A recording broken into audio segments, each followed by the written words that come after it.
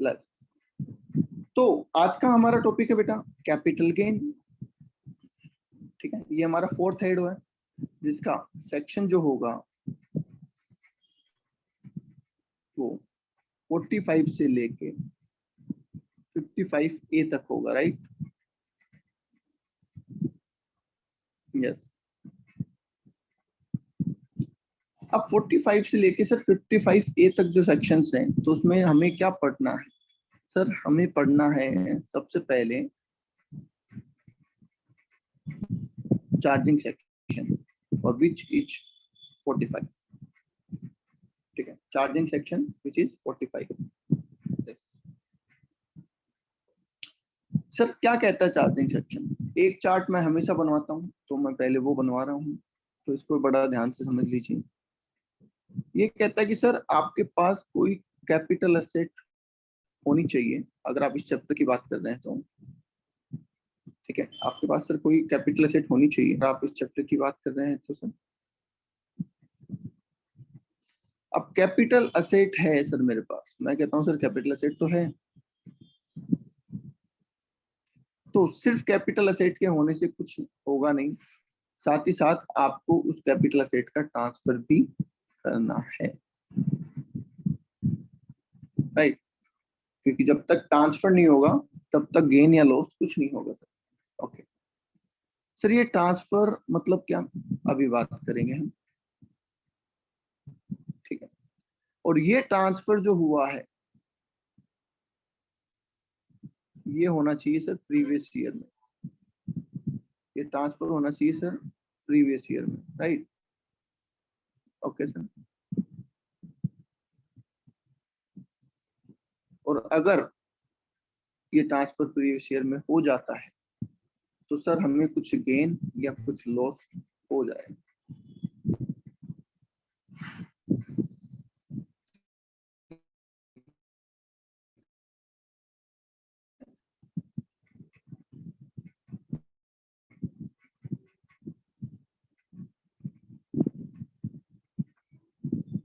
Okay,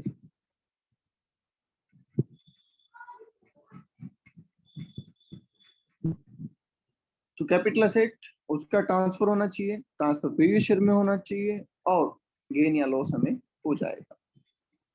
ठीक है sir, ये कैपिटल एसेट का मतलब क्या है? तो कैपिटल एसेट का मतलब है सर ऐसी कोई एसेट जो आपने इन्वेस्टमेंट पर्पज के लिए खरीदी हो, ठीक है, या आपने यूज करने के लिए खरीदी है, वो दोनों ही चीज हो सकती है, पर ये एसेट ऐसी होनी चाहिए जिनमें जो कैपिटल नेचर की, यूज करने वाली एसेट ऐसी होनी चाहिए जो कैपिटल नेचर की हो। वरना आप कहोगे सर हम तो कपड़े भी यूज करते हैं, तो क्या कपड़े कैपिटल नेचर? नहीं, पर्पज होता है इन्वेस्टमेंट और यूज, और नेचर होता है कैपिटल नेचर। ठीक है, तब जाके वो कैपिटल एसेट कॉन्स्टिट्यूट करती है। सर कैपिटल एसेट में क्या क्या नहीं आता, तो उसके एक्सेप्शन है। ठीक है सर, उसके एक्सेप्शन है। क्या एक्सेप्शन है सर?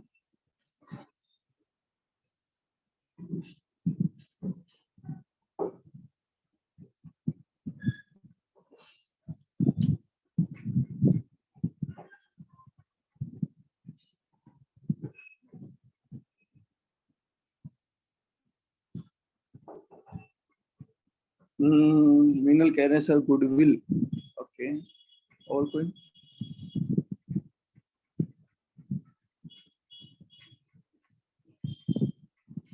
ओके, तो सबसे पहला है सर स्टॉक इन ट्रेड। ठीक है, stock in trade. Sir stock in trade क्यों? वो इसलिए कि स्टॉक एक बिजनेस आइटम है, स्टॉक एक बिजनेस आइटम है, तो स्टॉक से जो इनकम होगी सर वो बिजनेस में जाएगी, स्टॉक से जो इनकम होगी सर बिजनेस में जाएगी।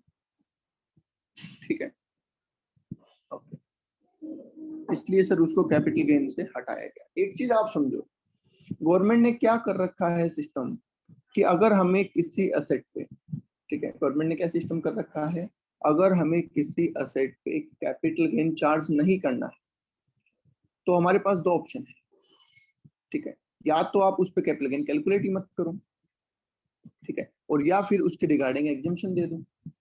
अब जब गवर्नमेंट को ये करना होता है कि सभी के लिए वो असेट टैक्स फ्री है, उस असेट पे हमें टैक्स लेना ही नहीं है, तब तो गवर्नमेंट क्या करती है कि उस असेट को कैपिटल असेट की डेफिनेशन से बाहर कर देती है, ठीक है, उस असेट को कैपिटल असेट की डेफिनेशन से ही बाहर कर देती है। अब जब वो असेट कैपिटल असेट की डेफिनेशन से बाहर हो जाती है तो कैपिटल गेन कैलकुलेट ही नहीं होता। समझ गए? Yes sir. और जब गवर्नमेंट को ये लगता है कि किसी के लिए टैक्स फ्री करना है, किसी के लिए नहीं करना है, कुछ कंडीशन के साथ टैक्स फ्री करना है, कुछ कंडीशन के साथ टैक्सेबल करना है, इन दैट केस वो उसको कैपिटल एसेट में रखते हैं, कैपिटल गेन भी कैलकुलेट करवाते हैं, फिर हमें एग्जम्पशन देते हैं। आगे बात समझ में? तो इसलिए कई चीजों को कैपिटल एसेट से बाहर रखा गया है और कई चीजों को एग्जम्पशन में डाला गया है। सर गोल्ड बॉन्ड 1999, ठीक है, इनको भी सर कैपिटल एसेट से बाहर रखा। अब कोई लॉजिक ही नहीं था सर इनको बाहर क्यों रखा गया, पर रीजन वही था, जब गवर्नमेंट ने बॉन्ड इश्यू किए तो गवर्नमेंट ने कहा कि भैया आप हमारे बॉन्ड परचेज करो, आपको ये मिलेगा वो मिलेगा। उनमें से एक फायदा ये भी था कि ये बॉन्ड आपके लिए टैक्स फ्री रहेंगे। अब आपको कह दिया कि साहब बॉन्ड पे टैक्स नहीं लेंगे, तो कैसे? तो इसलिए क्या किया, उसको कैपिटल एसेट की डेफिनेशन से ही बाहर कर दिया। अब बाहर कर दिया तो कैपिटल गेन होगा ही नहीं उसमें, ठीक है, ओके। उसके बाद sir gold certificate,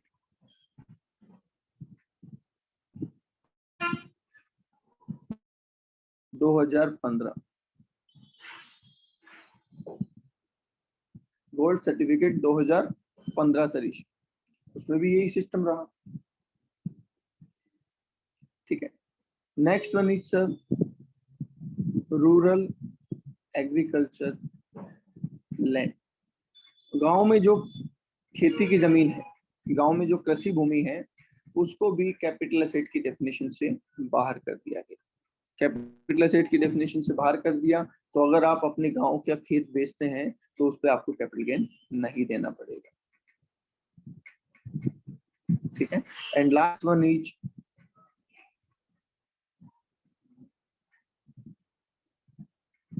personal effect. Last क्या है सर? Personal effect. जो चीजें आपके पर्सनल काम में आपकी, उन पे कैपिटल गेन चार्ज नहीं होगा, ठीक है। Yes sir. हाँ, कैपिटल एसेट से बाहर निकाल के बोलिए, क्या गवर्नमेंट ने अच्छा किया भाई?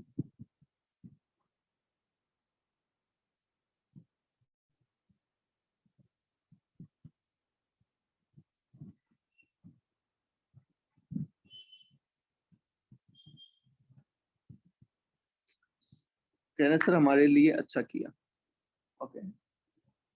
और कोई क्या लगता है सर, अच्छा किया बुरा किया?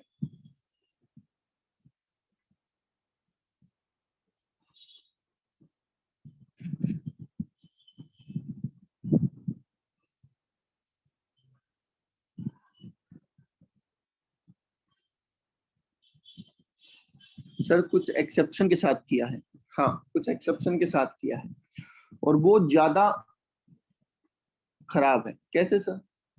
देखिए गवर्नमेंट ने दिमाग लगाया है ना, और पब्लिक को बेवकूफ बनाया। कैसे सर, कैसे?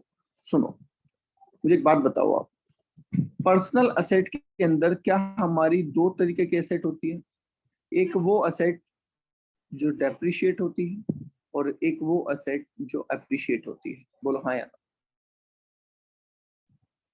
कुछ चीजें ऐसी होती है हमारी पर्सनल जिनके भाव बढ़ते हैं, और कुछ चीजें ऐसी होती है पर्सनल जिनके भाव घटते हैं। सर किसके घटते हैं बेटा? क्लोथ्स,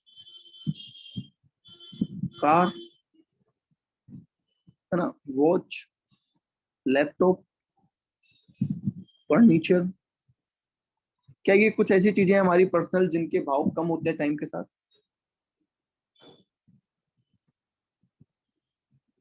यस सर, इनके कम होते हैं। ठीक है, ज्वेलरी अप्रिशिएट होने वाली चीज है। देखो ज्वेलरी है सर,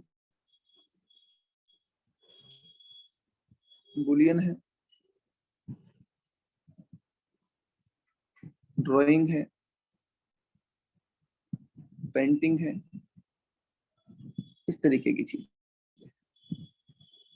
तो गवर्नमेंट ने क्या दिमाग लगाया, ध्यान से सुनो आप, कि सर जो चीजें डेप्रिशिएट हो रही है, अगर हम इन पे कैपिटल गेन निकालेंगे तो क्या कैपिटल लॉस आएगा?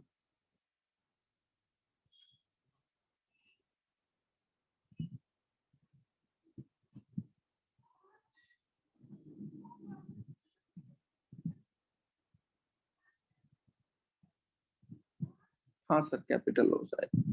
और इन पे जब हम कैपिटल गेन निकालेंगे तो कैपिटल गेन आएगा।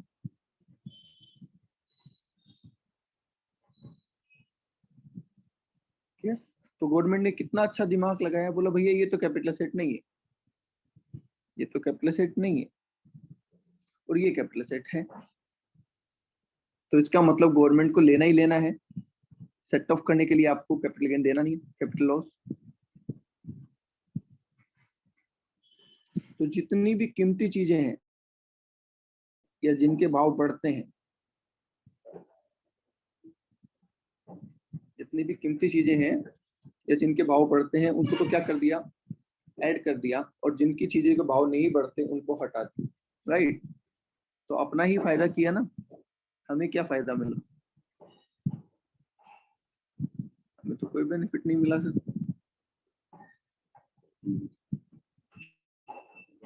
ओके, समझ गए, ये था लॉजिक। अब आओ सर, एक्सेप्शन क्या है पर्सनल के, तो यही है सर, ज्वेलरी है सर एक्सेप्शन, बुलियन है सर,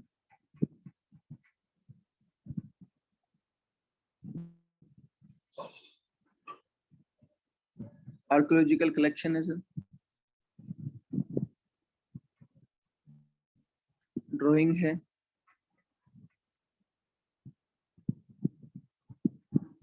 पेंटिंग है, स्कल्पचर है,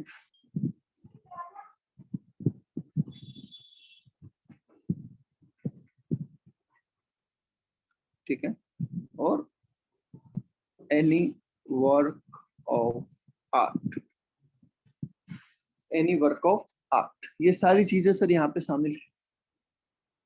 ओके सर, ठीक। अब यहाँ पे भी कुछ पॉइंट आते हैं समझने वाले, कि सर ज्वेलरी का मतलब क्या है, ज्वेलरी का मतलब क्या है सर?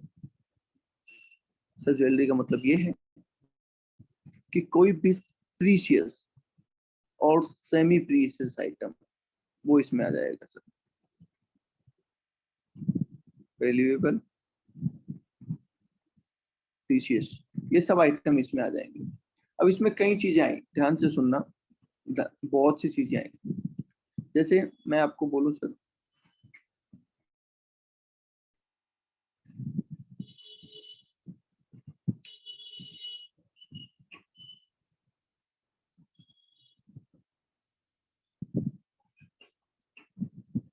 सिल्वर यूटेंसिल, चांदी के बर्तन, बताओ कैपिटल असेट है या नहीं?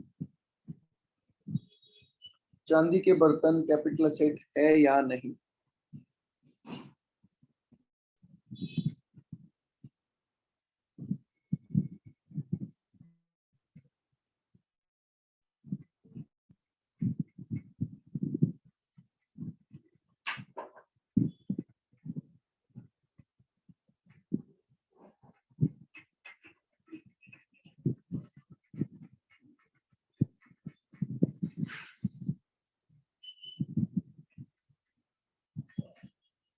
तो देखिए, चांदी के बर्तन में क्या बोला गया, कि अगर ये आपके पर्सनल यूज में आते हैं, पर्सनल यूज में आने का मतलब सर, कि जैसे कई लोग बर्तन बनाते हैं चांदी के और उसमें खाना खाते हैं, घर में वही काम में लेते हैं, तो अगर चांदी के बर्तन घर में काम आ रहे हैं तो ये कैपिटल असेट नहीं है, ठीक है। और अगर पर्सनल यूज में नहीं आ रहे हैं, नॉट इन यूज, तो ये कैपिटल एसेट है। आई बात समझ में? क्योंकि हमारे यहाँ पे सब ट्रेडिशन है, हमारे यहाँ पे रिवाज है कि चांदी के बर्तनों में खाना खाना अच्छा माना जाता है, राइट? Yes sir. तो इसलिए चांदी के बर्तन अगर आप अपने घर के काम में ले रहे हैं तो उन्हें पर्सनल माना जाएगा, उन्हें कैपिटल एसेट नहीं माना जाएगा। आगे बात समझ में?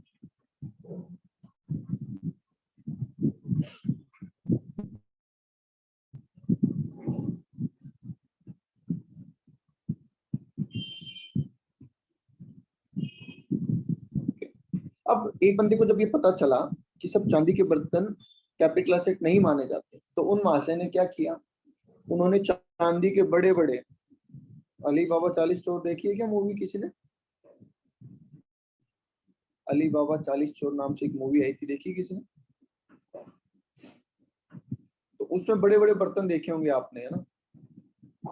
तो उस तरीके के बर्तन बना लिए उसने एक बंदे ने, बहुत सारे बड़े बड़े पतीले वगैरह बना के रख लिए, और जब उनको बेचा तो बोला भैया ये तो पर्सनल आइटम है, इस पे तो टैक्स नहीं लगेगा। तो कोर्ट में मामला गया और कोर्ट ने कहा कि भैया पर्सनल का मतलब ये नहीं है कि आप कोई भी बर्तन बना लो। पर्सनल का मतलब वही बर्तन है जो आपके यूज में आने लायक है, और अगर 50 पर्सनल नहीं मानेंगे। मेंशन किया गया कि थाली कटोरी इस तरीके के आइटम जो होंगे ना सर, उन्हें हम पर्सनल मानेंगे। ओके सर प्लीज रिपीट कर देना, आपकी आवाज कट गई थी सर। हमने ये कहा कि सर सिर्फ चांदी के बर्तन होने से वो असेट पर्सनल नहीं हो जाएगी, चाहिए जो पर्सनल यूज में आने लायक हो, ठीक है, तभी उन्हें पर्सनल माना जाएगा, वरना उन्हें पर्सनल नहीं माना जाएगा, कैपिटल एसेट ही माना जाएगा। चलिए आगे बोला गया सर सोने के बर्तन, चांदी के बर्तन तो ठीक है, सोने के बर्तन अगर किसी ने बना रखे हैं तो क्या उन्हें पर्सनल माना जाएगा?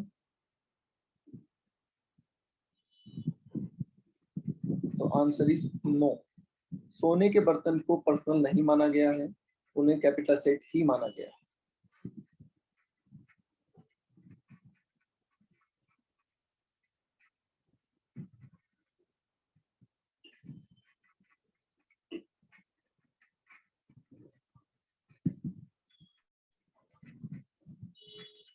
ओके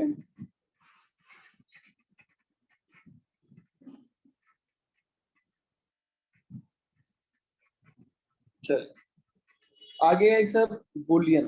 बुलियन क्या है सर? बुलियन होता है सर गोल्ड और सिल्वर, जो रो गोल्ड और सिल्वर होते हैं ना, उसको बोलते हैं बुलियन। जैसे सर, जैसे आपने बार देखे, ठीक है, सिल्वर बार की बात कर रहा हूँ, सिल्वर बार या गोल्ड बार देखा आपने, जिसको सिल्ली बोलते हैं अपन लोग, जनरल लैंग्वेज में अपन बोलते हैं सोने की सिल्ली या चांदी की सिल्ली, ठीक है, चांदी सोने की ईंट, बिस्किट, हाँ, तो इस तरीके का जो होता है उसको बोलते हैं बुलियन। उसको क्या बोलते हैं? बुलियन। अब उसको भी पर्सनली माना जा सकता है सर, वो तो इन्वेस्टमेंट है, उसमें तो रेट बढ़ेगा, तो इसलिए उसको भी पर्सनल नहीं माना गया, राइट?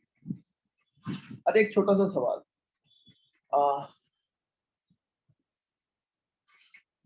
नीता अंबानी, ठीक है सर, नीता अंबानी ने एक साड़ी पहनी और उस साड़ी की वैल्यू थी 22 करोड़ रुपए, ठीक है, नीता अंबानी ने एक साड़ी पहनी और साड़ी की वैल्यू थी 22 करोड़ रुपए, क्यों सर? क्योंकि सर उसमें गोल्ड लगा हुआ था, उसमें डायमंड लगे हुए थे, तो बताइए क्या वो पर्सनल एसेट है या नहीं?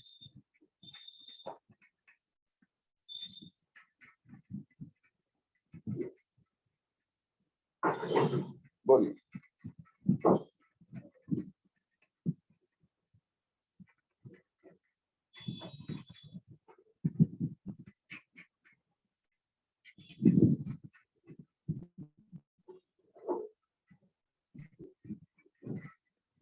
ओके, तो आप साड़ी को पर्सनल मान सकते हैं, साड़ी को आप पर्सनल मान सकते हैं, बट इसके अंदर जो डायमंड और गोल्ड लगा हुआ है उसे आप पर्सनल नहीं मान सकते।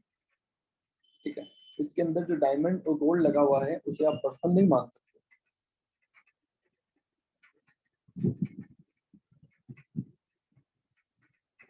ठीक है, क्योंकि जो डेफिनेशन लिखी गई है उसमें ये लिखा गया हुआ है कि एनी वैल्यूएबल आर्टिकल और थिंग और एनी प्रीशियस और semi precious stone whether fitted in any apparels or any article or thing, मतलब अगर आपने ये कीमती सामान किसी कपड़े में, किसी स्टेचू में या किसी भी चीज में फिट करा रखा है तो वो पर्सनल नहीं माना जाएगा। समझ गए, उसको पर्सनल नहीं माना जाएगा।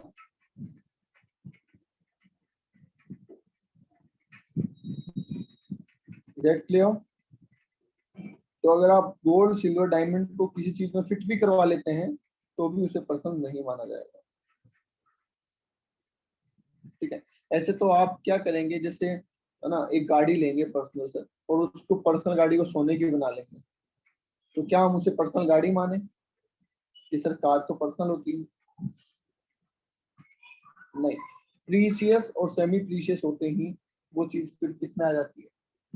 Capital asset. फिर सर नीता अंबानी के पास खुद का ये सर फैक्ट है, उसका रियल जो फोन है सर वो गोल्ड और डायमंड स्टडेड है, तो सर वो पर्सनल एसेट ना मान के उसको कैपिटल एसेट मानेंगे? बिल्कुल मानेंगे। ठीक है सर। और सर एंटायर वैल्यू को मानेंगे या उसकी कुछ पार्ट वैल्यू को? हाँ सर ये अगर बात देखो, अगर सेपरेबल है कि सब कपड़े का पैसा इतना और उसका इतना, तब तो आप कर सकते हो, अदरवाइज पूरे को ही कैपिटल एसेट ही माना जाएगा। सर बना ही पूरा गोल्ड और उससे तो पूरा ही हो गया ना, फिर तो कैपिटल एसेट ही है ना, हम्म, पूरा ही है तो पूरा कैपिटल एसेट हो गया।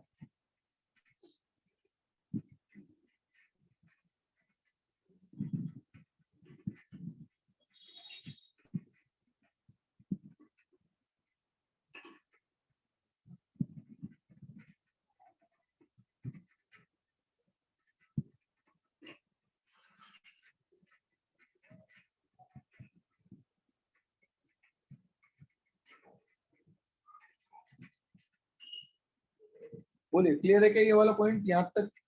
कैपिटल एसेट क्या होती है? Yes sir. कोई डाउट किसी को?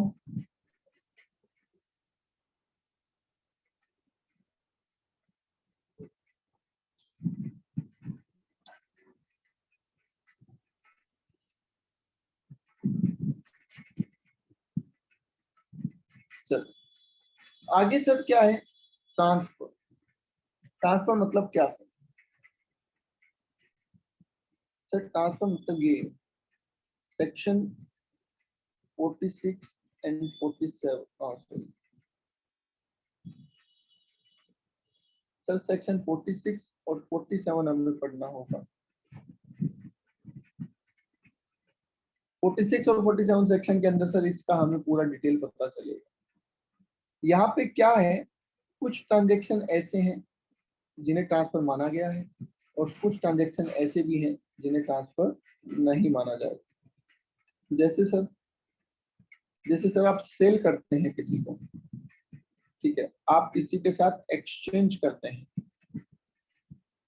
ठीक है, आप अगर आपकी कोई ऐसे डैमेज हो जाती है जिसे एक्सटिंग्विशमेंट भी हम कहते हैं, अगर आपकी एसेट को गवर्नमेंट कंपल्सरी एक्वायर कर लेती है, ठीक है, या आप कैपिटल एसेट को कन्वर्ट कर लेते हैं स्टॉक के अंदर, ठीक है, तो ये सारी चीजें किसमें आ जाती है सर?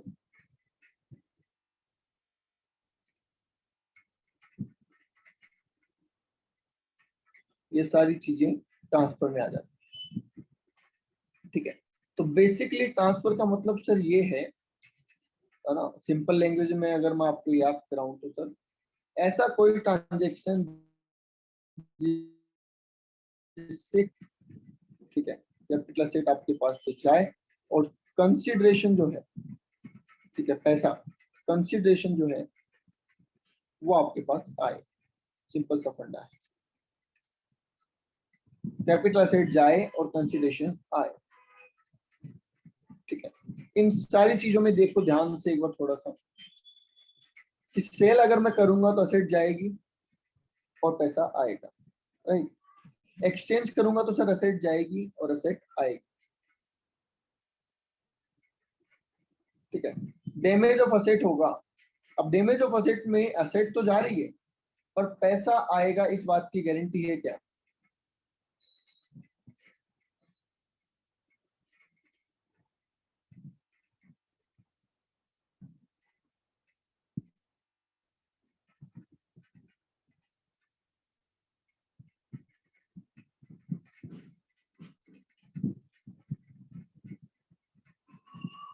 बोलिए। नहीं सर, गारंटी नहीं है। तो डैमेज ऑफ असेट को हम तभी ट्रांसफर मानेंगे जब उसके बदले में हमें कुछ आ रहा हो, जैसे कि सर इंश्योरेंस क्लेम।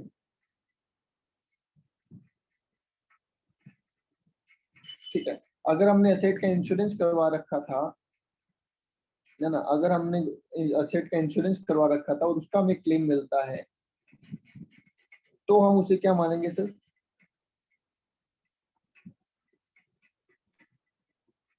हम उसे ट्रांसफर मानेंगे, वरना ट्रांसफर नहीं मानेंगे। ठीक है, कंपल्सरी एक्विजिशन के साथ अंदर गवर्नमेंट हमारी एसेट लेती है और उसके बदले में हमें मुआवजा देती है।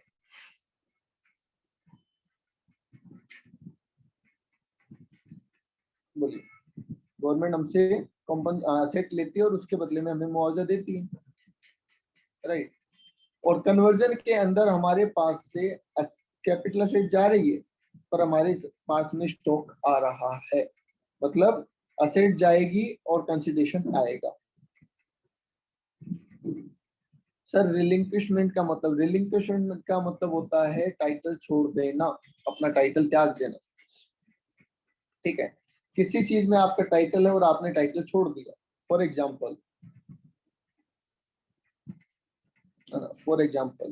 सर एक घर है हमारे पास, उस घर में 2 भाइयों का हिस्सा है। ठीक है, एक भाई कहता भैया मुझे पैसे की जरूरत है ना, और मैं अपना टाइटल रिलिंक्विश कर देता हूँ, आप मुझे कुछ पैसे दे दो। इसने इसको पे किया 1 करोड़ रुपए और इसने इस घर में अपना जो हिस्सा था वो छोड़ दिया, तो हम उसे क्या बोल सकते हैं? रिलिंक्विशमेंट, और वो भी ट्रांसफर माना जाता है।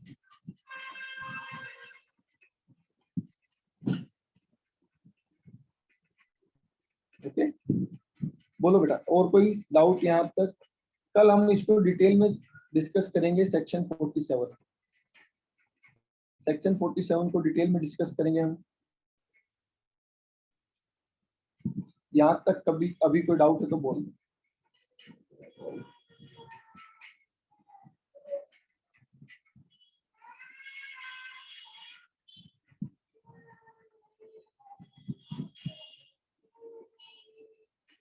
नहीं है?